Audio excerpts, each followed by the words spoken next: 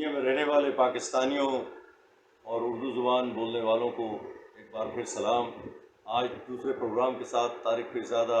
Global affairs programme کے ساتھ حاضر ہے۔ پیرزادہ گلوبل افیئرس، جیسے کہ ہم نے پہلے پروگرام میں کہا تھا، دنیا کے مختلف معاملات پر برازیل سے جنوبی افریقہ، شمالی امریکہ سے بحر الکاہل تک اور جنوبی ایشیا سے دیگر منطقوں تک کے منطقوں میں ہونے والے معاملات اور احوال اور حوادث کا جائزہ لیتا رہے گا اور نتائج پیش کرتا رہے گا۔ چنانچہ آج کی موضوعات میں سب سے اہم موضوع جو ہے وہ جے شنکر ہندوستان کے وزیر خارجہ کا وہ بیان ہے۔ وہ بیان انہوں نے ایک کانفرنس میں بی جے پی کے رہنماؤں کو پاکستان اور فیٹف سے متعلق ہندوستان کی پالیسی کے سلسلے میں دیا تھا، اور اس بیان میں انہوں نے چونکہ یہ اخباروں میں آ چکا ہے تو اس میں کسی افواہ یا اشتباہ کی بات نہیں ہے، یہ ان کا چھپا ہوا بیان ہے جے شنکر کا، ہندوستان کے وزیر خارجہ کا، کہ ہندوستان ایک منظم کوشش کے تحت پاکستان کو فیٹف میں رکھنے کے لیے کوشاں رہا ہے، اس وقت بھی کوشش کر رہا ہے، اور انہوں نے اس کوشش کو کہ پاکستان ابھی تک گرے لسٹ میں شامل ہے، بھارت کی بڑی کامیابی قرار دیا ہے۔ اور ان کا یہ بھی کہنا تھا کہ دیگر گروہ جن پر بھارت دہشت گردی کے الزامات پاکستان میں لگاتا رہا ہے، ان کو بھی اقوام متحدہ کے ذریعے ان پر پابندیاں لگوانا، وہ بھی بھارت کی سفارتی کامیابیوں میں سے ایک کامیابی ہے۔ تو میں یہ سمجھتا ہوں کہ اور یہ صورتحال ایسی ہے کہ اس وقت پاکستان میں اس پر ایک بہت تہلکہ مچا ہوا ہے کہ اگر فیٹف ایک دیانتدارانہ طریقے سے کام کرنے والا منی لانڈرنگ کے خلاف ادارہ ہے، تو پھر یہ بھارت کی سیاسی چالیں وہاں پر ایک ٹیکنیکل مدد دینے کی بجائے ایک سے بہت بڑی ریاستی پالیسی کے تحت پاکستان کو دنیا میں علیحدہ کرنے اور خاص طور پر اس پر پابندیاں لگوانے کے سلسلے میں فیٹف کے ذریعے مسلسل کوشاں کیوں ہے، یہ کوششیں کس لیے جاری ہیں؟ اس کی وضاحت بڑی آسان ہے۔ دیکھیے 1947-48 کی جنگ کشمیر پر، اس کے بعد 65 کی جنگ، اس کے بعد 71 کی جنگ، پھر کارگل کا تصادم، بھارت کے ساتھ پاکستان کی کشمکش تاریخی بھی ہے کشمیر کے مسئلے پر، جو کہ اس وقت تک ختم نہیں ہو سکتی۔ کم از کم کشمیر کے مسئلے پر براہ راست تصادم کا خطرہ اور براہ راست جنگ کا خطرہ جب تک کہ بھارت کشمیر کا مسئلہ حل نہیں کرتا۔ چنانچہ یہ جو دشمنی ہے بھارت کی پاکستان کی طرف، اور جس کے نتیجے میں پاکستان بھی ہندوستان کو دشمن سے کم سمجھنے پر ان کو تیار نہیں ہونا چاہیے، یہ صورتحال مختلف پالیسیوں کو جنم دے رہی ہے بھارت میں، اور اس کا تازہ ترین شاخسانہ جو ہے وہ فیٹف میں بھارت کی پالیسی ہے۔ اس طرح بے نقاب ہونے پر یہ ہم نے کبھی بھارتی پالیسی کو اس طرح برہنہ ہوتے نہیں دیکھا تھا کہ وزیر خارجہ اعتراف کر رہا ہے کہ ہم نے فیٹف کے ذریعے بھارت کو جو پاکستان کو بالکل بے بس کر دیا ہے اور تنہا کر دیا ہے۔ یہ خلاصہ تھا ان کی بات کا، الفاظ نہیں تھے۔ تو ہم یہ کہتے ہیں کہ پاکستان کو اس وقت فوری طور پر، پاکستان کے وزیر خارجہ کو، پاکستان کے وزیر اعظم کو بالخصوص اس سلسلے میں فوری اقدامات کرنے چاہیے۔ جہاں ابھی آپ ناظرین، جیسے کہ آپ کو معلوم ہوگا کہ پاکستان کے وزیر خارجہ ابھی چند دنوں میں، ابھی نہیں بلکہ چند دنوں میں یا ایک دو دن میں چین جانے والے ہیں، اور وہاں بڑے تفصیلی مذاکرات ہوں گے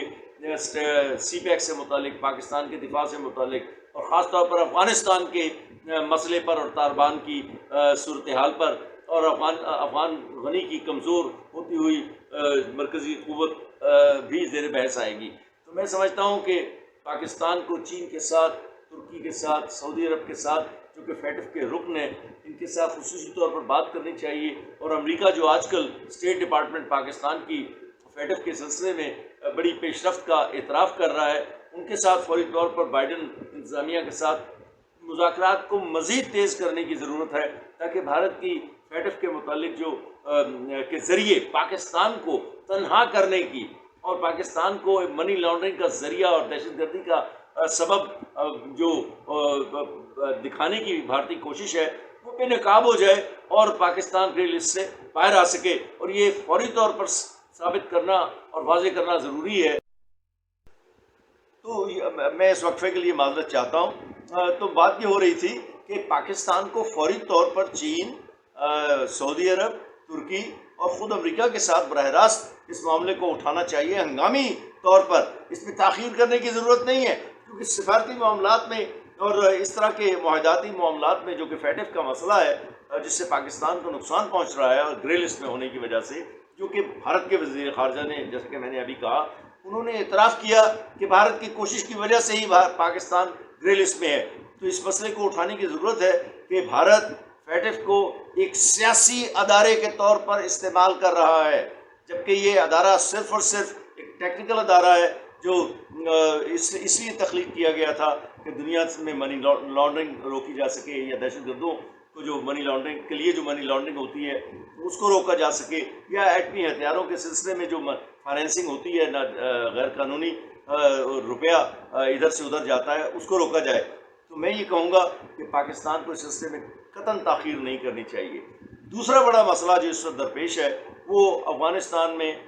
طالبان اور افغان حکومت کے درمیان کشمکش کا ہے. جیسے کہ ہم نے پچھلے پروگرام میں بھی کہا تھا کہ طالبان اس وقت دو زبردست دو طرح سے حکمت عملی ہے. ایک تو یہ ہے کہ وہ سفارتکاری کے ذریعے پاکستان سے، روس سے، ایران تک اور خود امریکہ تک، جس کے ساتھ وہ معاہدہ کر چکے 29 فروری 2020 کو معاہدہ انہوں نے کیا تھا. اس میں انہوں نے سفارتی حکمت عملی کو اپنی اصل پالیسی قرار دیا تھا. اور ہم یہ دیکھ رہے ہیں کہ افغانستان میں جہاں جہاں ان کے قدم جم رہے ہیں وہاں پر جنگ کے نتیجے میں انہوں نے زیادہ علاقوں پر قبضہ نہیں کیا، بلکہ زیادہ تر لوگوں نے انہیں خوش آمدید کہا، اور وہ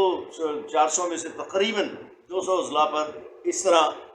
قابض ہوئے یا وہ علاقے ان کے زیر تسلط آئے. مسئلہ اس وقت جو درپیش ہے وہ یہ ہے کہ ایک طرف تو صد غنی یہ کہہ رہے ہیں، جنہیں صد غنی کہنا بہت عجیب سی بات ہے، کیونکہ وہ تو گرین زون کے اندر واقع ایک صدارتی محل کے مکین ہیں، اور اس سے باہر ان کی کوئی حکومت نہیں. جس طرح مغلیہ سلطنت کے آخری حکمران بہادر شاہ ظفر قلعے کی دیواروں سے باہر ان کے لیے کوئی جگہ نہیں تھی، اور انگریز سپاہی دروازوں پر کھڑے ہوا کرتے تھے. تو اس صورتحال میں اشرف غنی کا یہ کہنا کہ طالبان امن نہیں چاہتے اور امن کی خواہش طالبان کی خواہش نہیں ہے، جبکہ صورتحال یہ ہے کہ دوحہ میں ابھی جو مذاکرات ہوئے ہیں 2 دن پہلے، ان میں بڑی واضح طور پر یہ طے کیا گیا کہ مذاکرات جاری رہنے چاہیے، اور امن کا راستہ ہی افغانستان کے مسائل کے حل کا راستہ ہے. چنانچہ یہ جو اشرف غنی کا پروپیگنڈا ہے، اس کو ابھی بہت بڑی مدد جو ہے ان امریکہ اور یورپ کے تقریباً 1 درجن سے زیادہ ملکوں نے فراہم کی ہے. انہوں نے کہا ہے، اور جن میں ترکی بھی اتفاق سے شامل ہو گیا ہے، کہ جس کا خلاصہ یہ ہے کہ افغان طالبان اپنی جد و جہد کو چھوڑ دیں. اور اردگان صاحب نے تو میں حیران ہوں، وہ بڑے دانش مند مسلمان مدبر اور رہنما ہیں، اور میں ان کا بڑا قائل ہوں. انہوں نے کس طرح مطالبہ کر دیا کہ اس طرح کے افغان کے طالبان جو ہیں مسلمانوں کے ساتھ اس طرح سلوک نہیں کر رہے افغانستان میں جس طرح کے مسلمان کے ساتھ کرتا ہے. یہ بڑی قابل اعتراض بات ہے، اور اتنا بڑا حملہ طالبان پر کرنا، جبکہ ہم دیکھ رہے ہیں کہ افغانستان میں کوئی بڑا کشت و خون نہیں ہو رہا. ابھی تک کوئی رپورٹ ہی ایسی نہیں ہے جس میں یہ ثابت ہو گیا ہو کہ کسی ایک شہر کی تسخیر کے دوران طالبان کی طرف سے قتل عام کیا گیا ہو یا خون بہایا گیا ہو بڑے پیمانے پر. چھوٹی موٹی کشمکش تو جاری رہے گی، اور افغان فورسز جب تک حملے کرتی رہیں گی، ہوائی قوت کا استعمال کرتی رہیں گی، تو طالبان نے بھی ظاہر ہے کہ اس کا دفاع تو کرنا ہے. تو یہ جو کوشش ہو رہی ہے اشرف غنی کی حکومت سے ایک طرف، اور تازہ ترین جو حملہ امریکہ اور اس کے مغربی یورپ کے اتحادیوں نے طالبان کے خلاف کیا ہے، جن میں اب ترکی بھی شامل ہے، یہ بڑی تشویش کی بات ہے. میں حیران اس بات پر ہوں کہ کیا یہ بات سمجھنا مشکل ہے کہ 20 سال جد و جہد کرنے والی وہ تحریک جس نے امریکہ اور نیٹو اتحادیوں کے سامنے ہتھیار نہیں ڈالے اور اپنی عسکری کوشش کو اور تحریک کو جاری رکھا، اب وہ ایک نئے دعوے کے ساتھ سامنے آ چکی ہے کہ ہم سفارتکاری کو ترجیح دے رہے ہیں. اور ابھی اگلے ہفتے پھر جیسا کہ دوحہ میں ہونے والے مذاکرات کے بعد ہم نے دیکھا کہ اعلامیہ جاری ہوا، ایک اعلامیہ جاری ہوا، یعنی یہ بھی ایک خاصی اہم بات تھی کہ افغان حکومت اور طالبان کے دونوں نے ایک اعلامیہ جاری کیا جس میں کہا گیا کہ ہم اگلے ہفتے پھر ملاقات کریں گے اور مذاکرات جاری رکھیں گے۔ تو ابھی یہ اتنا دباؤ ڈالنا کہ آپ ہتھیار ڈال دیں، اور ہتھیار ڈالنے کا دوسرا مطلب میں بتا دیتا ہوں کیا ہے۔ اگر طالبان اپنی عسکری حیثیت کو ختم کر دیں تو اس کے بعد مجھے ایک بات بتائیں کہ اشرف غنی کی حکومت کو طالبان سے مذاکرات کرنے کی ضرورت کیا ہے؟ دیکھیے نا، دو چیزیں ہیں طالبان کے پاس، ایک عوام کی امداد، عوام کی تائید، اور دوسرے ان کی منظم عسکری قوت۔ یہ چیزیں وہ چھوڑ کر کیسے مذاکرات میں شامل ہو سکتے ہیں؟ مذاکرات پر تو سارا دباؤ ہی ان کی طالبان کی نئی سفارتکاری کا، ان کی عسکری قوت کا، اور عوام کی طرف سے ان کو جو تائید حاصل ہے، وہ یہ تینوں چیزیں طالبان کے پاس ہیں۔ وہ ان تینوں چیزوں کو چھوڑ کر میں حیران ہوں کہ امریکہ اور مغربی ممالک یہ مطالبہ کر کے کہ اشرف غنی اور افغانستان میں ہونے والے کسی حل کو نقصان نہیں پہنچا رہے، کیونکہ یہ تو بات طے ہے کہ اگر اقتدار میں بڑا حصہ ایک طالبان کو نہیں دیا جائے گا تو افغانستان میں تو کسی طرح وہ امن قائم نہیں ہو سکتا جس کی خواہش پاکستان سے لے کے امریکہ تک سب لوگ کر رہے ہیں۔ اور خود پاکستان کی طرف سے بھی ملے جلے بیانات آ رہے ہیں کہ ہم طاقت کے ذریعے افغانستان میں آنے والے کی حمایت نہیں کریں گے۔ سوال تو یہ ہے کہ طاقت کے ذریعے آنے کی کوشش کون کر رہا ہے؟ اگر طالبان مختلف اضلاع میں آ چکے ہیں اور لوگ ان کی حمایت کر رہے ہیں تو اس کا یہ مطلب تو نہیں ہے کہ انہوں نے فوجی قبضہ کر لیا ہے کہیں پر۔ فوجی قبضہ اگر کرنا ہوتا تو میرا خیال ہے ان کے لیے اب جب کہ امریکی بگرام ایئر بیس سے جا چکے ہیں اور کابل کا ہوائی اڈہ اور شہر اس کے چاروں طرف وہ موجود ہیں، تو کسی وقت بھی 1 یا 1.5 مہینے کی تیاری کے بعد اس معاملے کو عسکری بڑی خریزی کے ساتھ ختم کر سکتے ہیں۔ لیکن وہ جانتے ہیں کہ 20 سال کی کوشش کے بعد انہوں نے بھی یہ بات سیکھی ہے، یہ میرا تجزیہ ہے کہ طالبان نے یہ بات سیکھی ہے کہ افغانستان کا مسئلہ عسکری تصادم سے حل نہیں ہو سکتا، لہٰذا یہ ناجائز دباؤ ڈالنا جیسے کہ اشرف غنی اور مغربی یورپ کے ملک اور امریکہ، اور مزے کی بات یہ ہے، یہ بڑی شرم کی بات ہے، بلکہ میں یہ کہوں گا کہ پاکستان میں ڈان جیسا اخبار یہ کہتا ہے کہ افغان طالبان جو ہیں وہ خریزی کر رہے ہیں، اور ان کی تشخص کو ڈان اخبار جو ہے ایک بڑی منفی شکل میں پیش کر رہا ہے۔ کہ کس کا مفاد ہے اس صورتحال کو خراب کرنے میں؟ مجھے نہیں معلوم، لیکن میں یہ جانتا ہوں کہ ڈان اخبار ایک پرو انڈیا اور مغرب نواز اخبار ہے، اور پاکستانی افواج کے خلاف اور پاکستانی مفادات کے خلاف اکثر مختلف مسائل میں الجھا ہوا نظر آتا ہے۔ تیسری بات جو ہم نے دیکھی جو بیان کرنی ہے، اس کے ساتھ آج کا پروگرام ہم ختم کریں گے، وہ ہے افغانستان کے پاکستان میں سفیر کی بیٹی کا معاملہ۔ تحقیقات مکمل ہو چکی ہیں اور ان تحقیقات کے نتیجے میں یہ بات ثابت ہو چکی ہے کہ وہ جو الزام پہلے دن خبر میں لگایا گیا تھا کہ افغانستان کے سفیر کی بیٹی کو پاکستان کے شہر اسلام آباد میں اغوا کر لیا گیا ہے، وہ بہت بڑا جھوٹ تھی۔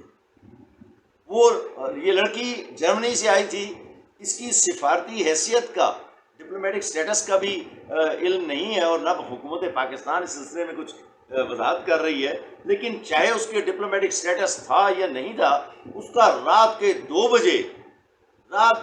بجے پاکستان کے ایک شہر اسلام آباد اور اس سے منسلک دوسرے شہر راولپنڈی کے اندر تنہا گھومنا، اور ایک ٹیکسی لے کر دوسری ٹیکسی سے لے کر تیسری ٹیکسی، جبکہ وہ ایک ایمبیسڈر کی بیٹی ہے، اور ان کے پاس تو